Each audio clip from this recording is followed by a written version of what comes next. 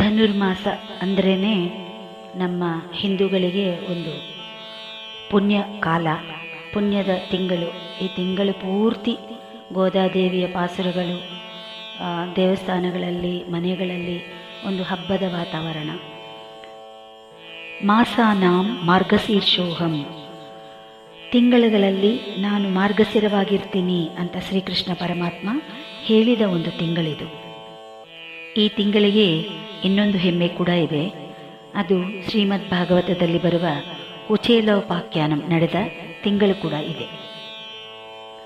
ಎಲ್ಲರಿಗೂ ಕುಚೇಲನ ಶ್ರೀಕೃಷ್ಣರ ಒಂದು ಗೆಳೆತನ ಎಲ್ರಿಗೂ ಗೊತ್ತಿದೆ. ಇವರಿಬ್ಬರು ಸಾಂದೀಪನಿ ಆಶ್ರಮದಲ್ಲಿ ಗೆಳೆಯರಾಗಿರ್ತಾರೆ, ವಿದ್ಯಾಭ್ಯಾಸ ಮಾಡಲಿಕ್ಕೆ ಬಂದಿರ್ತಾರೆ. ವಿದ್ಯಾಭ್ಯಾಸ ಮುಗಿದ ಮೇಲೆ ಇಬ್ಬರು ಅವರವರ ರಾಜ್ಯಕ್ಕೆ ಹೊರಟೋಗ್ತಾರೆ. ತುಂಬ ವರ್ಷಗಳಾಗ್ಬಿಟ್ಟಿರುತ್ತೆ. ಇಬ್ಬರು ದೊಡ್ಡವರಾಗಿ ಮದುವೆ ಮಕ್ಕಳು ಎಲ್ಲ ಆಗ್ಬಿಟ್ಟಿರ್ತಾರೆ. ಇಲ್ಲಿ ಕೃಷ್ಣ ಬಂದು ದ್ವಾರಕ್ಕೆ ಪಾಲಕನಾಗಿ ರಾಜ್ಯಾಧೀಶನಾಗಿರ್ತಾನೆ.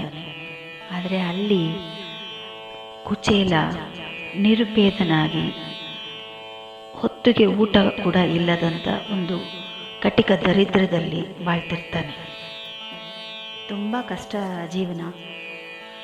ಆ ಥರ ಇರುವಾಗ ಒಂದು ಸಲ ಪ್ರತಿ ಸಮಯದಲ್ಲೂ ಏನೋ ಮಾತು ಬರುವಾಗ ಆ ಕೃಷ್ಣ ಪರಮಾತ್ಮ ನನ್ನ ಗೆಳೆಯ ಗೆಳೆಯ ಅಂತ ಹೇಳುತ್ತಿರ್ತಾರೆ ಅವರು. ಒಂದು ಸಲ ಹೆಂಡತಿ ಹೇಳ್ತಾಳೆ, ನಿಮ್ಮ ಗೆಳೆಯ ಅಷ್ಟು ದೊಡ್ಡ ರಾಜನಾಗಿದ್ದಾರಲ್ವ, ಏನಾದರೂ ಸ್ವಲ್ಪ ಸಹಾಯ ಕೇಳ್ಬೋದಲ್ಲ ನೀವು ಹೋಗಿ ಅಂತ. ಕುಚೇಲನಿಗೆ ಇಷ್ಟ ಆಗಲ್ಲ, ಆದ್ರೂ ತನ್ನ ಗೆಳೆಯನ್ನು ನೋಡಬೇಕು ಅಂತ ಒಂದು ಆಸೆ ಬಂದುಬಿಟ್ಟಿರುತ್ತೆ. ಪ್ರತಿ ದಿವಸ ಹೇಳ್ತಾ ಒಂದು ಸಲ ಹೋಗಿ ನೋಡ್ಕೊಂಡು ಬರೋಣ ಅಂತ. ಆದರೆ ದೊಡ್ಡವರಿಗೆ, ಆಮೇಲೆ ಒಂದು ವ್ಯಾಧಿಗ್ರಸ್ತರಾದರು ಇಲ್ಲ ಮಕ್ಕಳನ್ನ ನೋಡಬೇಕಾದ್ರೆ ಕೈಯಲ್ಲಿ ಏನಾದರೂ ತೊಗೊಂಡೋಗೋದು ಒಂದು ಪದ್ಧತಿ ಅಲ್ವಾ. ಸೊ ಕೈಯಲ್ಲಿ ಏನೂ ಇಲ್ವಾ, ಹೇಗೆ ಹೋಗೋದು ಅಂದ್ಕೊಂಡಿರುವಾಗ ಅವನ ಹೆಂಡತಿ ಒಂದು ಹಿಡಿ ಅವಲಕ್ಕಿನ ಒಂದು ಪುಟ್ಟ ಮೂಟೆ ಕಟ್ಟಿ ಅವನಿಗೆ ಕೊಡ್ತಾರೆ. ಅದನ್ನು ತಗೊಂಡು ಪಾಪ ಆ ಕಾಲದಲ್ಲಿ ಮೊದಲೇ ಕಡುಬಡವ, ನಡ್ಕೊಂಡೇ ಹೋಗಬೇಕು, ಕಷ್ಟಪಟ್ಟು ನಡ್ಕೊಂಡು ದ್ವಾರಕೆಗೆ ಹೋಗಿ ಸೇರ್ತಾರೆ.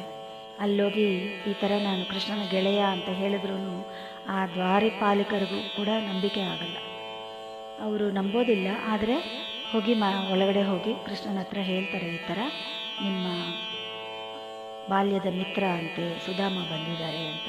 ಆ ಮಾತು ಕೇಳಿದ ತಕ್ಷಣ ಕೃಷ್ಣ ಓಡಿ ಬರ್ತಾರೆ.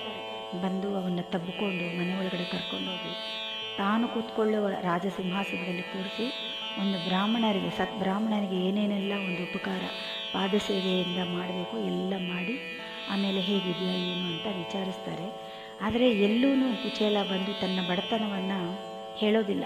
ನಾನು ನಿನ್ನನ್ನು ಬಂದು ಏನಾದರೂ ಒಂದು ಯಾಚನೆ ಮಾಡೋಕ್ಕೆ ಬಂದೆ ಅನ್ನೋದು ಹೇಳ್ಕೊಳ್ಳದೆ ಕೃಷ್ಣನ ನೋಡಿದ್ದ ಸಂತೋಷದಲ್ಲಿ ಮುಳುಗೋಗಿರ್ತಾರೆ ಕುಚೇಲರು. ಸೊ ಆದರೆ ಕೃಷ್ಣನಿಗೆ ಪರಮಾತ್ಮ ಅಲ್ವಾ, ಸರ್ವವ್ಯಾಪಿ ಅಂತರ್ಯಾಮಿ, ಅವನಿಗೆ ಗೊತ್ತಿಲ್ಲದೆ ಇರೋದೇನಿದೆ.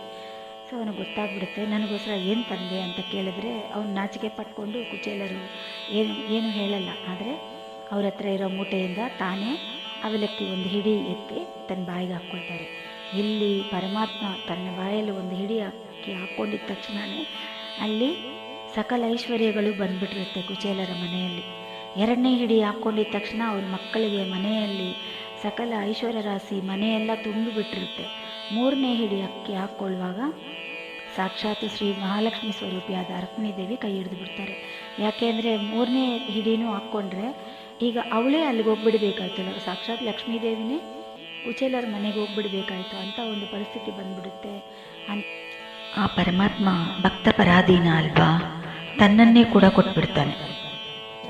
ಭಕ್ತರು ಬಂದು ಕೇಳಿದ್ರೆ ಏನಾದರೂ ಕೊಟ್ಬಿಡ್ತಾರೆ ಅಲ್ವಾ. ಸೊ ಅದಕ್ಕೆ ಹಿಡಿದು ಬಿಡ್ತಾಳೆ, ಕೈ ಹಿಡಿದು ಬಿಡ್ತಾಳೆ, ಹಾಕ್ಕೊಳ್ಬೇಡಿ ಸ್ವಾಮಿ ಅಂತ. ಸೊ ಆ ಒಂದು ದಿವಸ ಎಲ್ಲರಿಗೂ ಈ ಕಥೆ ಗೊತ್ತಿರುತ್ತೆ. ಆ ಒಂದು ಕುಚೇಲ ಬಂದು ಕೃಷ್ಣನ ಭೇಟಿ ಮಾಡಿ ಆ ಅವಲಕ್ಕಿಯನ್ನು ಕೊಟ್ಟಿದ್ದ ದಿವಸ ಮಾರ್ಗಶಿರದಲ್ಲಿ ಬರುವ ಮೊದಲನೆಯ ಬುಧವಾರ.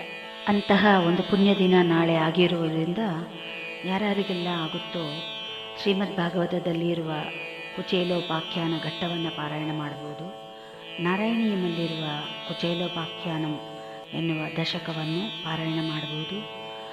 ದೇವರಿಗೆ ಪ್ರೀತಿಯಾದ ಆ ಅವಲಕ್ಕಿಯಲ್ಲಿ ಯಾವುದಾದ್ರೂ ಒಂದು ವ್ಯಂಜನ ಮಾಡಿ ದೇವರಿಗೆ ನೈವೇದ್ಯವಾಗಿಯೂ ಇಡಬಹುದು, ಇಲ್ಲ ಬರೀ ಅವಲಕ್ಕಿ ಅನ್ನು ಇಡಬಹುದು. ಸೊ ಗುರುವಾಯೂರಲ್ಲಿ ಈ ಒಂದು ದಿನದ ಒಂದು ವಿಶೇಷ ಉತ್ಸವ ನಡೆಯುತ್ತೆ. ಅಲ್ಲಿ ನಾವೆಲ್ಲರೂ ಕೂಡ ಧನಧಾನ್ಯ ಸಮೃದ್ಧಿಯಿಂದ ಆ ಕೃಷ್ಣ ಪರಮಾತ್ಮನ ಒಂದು ಸಾನ್ನಿಧ್ಯ ಹೇಗೆ ಕುಚೇಲ ಪಡ್ಕೊಂಡನೋ ಅದೇ ಥರ ನಾವೆಲ್ಲರೂ ಪಡೆಯೋಣ ಅಂತ, ಜೊತೆಯಲ್ಲಿ ಗೋದಾದೇವಿ ಹೇಳಿದಂಗೆ ಕೂಡಿಯಿருந்து ಕುಳೆಂದೇಲೋರೆಂಬಾವಾಯ್ ಅಂತ ನಾವೆಲ್ಲರೂ ಸೇರಿ ಆ ಒಂದು ಪರಮಾತ್ಮನ ಪ್ರೀತಿಗೆ ಪಾತ್ರರಾಗಿ ಅವನ ಕೃಪೆಯನ್ನು ಪಡೆಯೋಣ ಅಂತ ಹೇಳಿ ಮುಗಿಸ್ತೀನಿ.